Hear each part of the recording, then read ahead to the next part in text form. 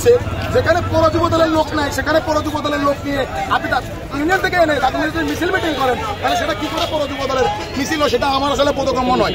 আপনার সাংবাদিক বিন্দু আছেন, আপনারা বিগত সময় দেখেছেন 16 বছর দাগনভূঞাতে কারা রাজপথে ছিল, কোন নেতাকর্মীগুলো রাজপথে মিছিল মিটিং করেছে, কারা আওয়ামী লীগের দ্বারা হামলা মামলার শিকার হয়েছে, জেল জুলুমের শিকার হয়েছে।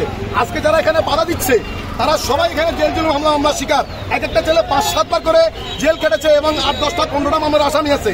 তাদের আজকে গায়ে লেগেছে যে বহিরাগত লোক কেন এখানে এসে মিছিল মিটিং করবে, পৌরসভার লোক আছে না।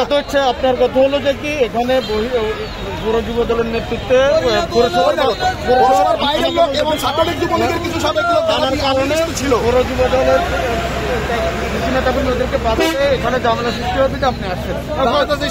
পাওয়ার পরে আমি আসছি, আমি সেখানে পুলিশের উপস্থিতি ছিল, আপনারা সাংবাদিকদের অনেকের উপস্থিতি ছিল। আমি এটাকে চেষ্টা করেছি কন্ট্রোল করার জন্য। এখন যদি কেউ বলে যে আমি বাধা দিচ্ছি,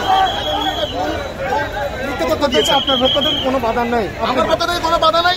তবে ওনারা যদি নির্যাতিত মিছিল করে তাহলে কোনো সমস্যা নেই। মিছিল করেছেন বহিরাগতদেরকে বাদ দিতে হবে, বহিরাগতদেরকে বাদ দিয়ে আপনারা একটা আনন্দ মিছিল করেছেন। কোন পদের নেতৃবৃন্দ ছিল আজকে মিছিল হয়েছিল?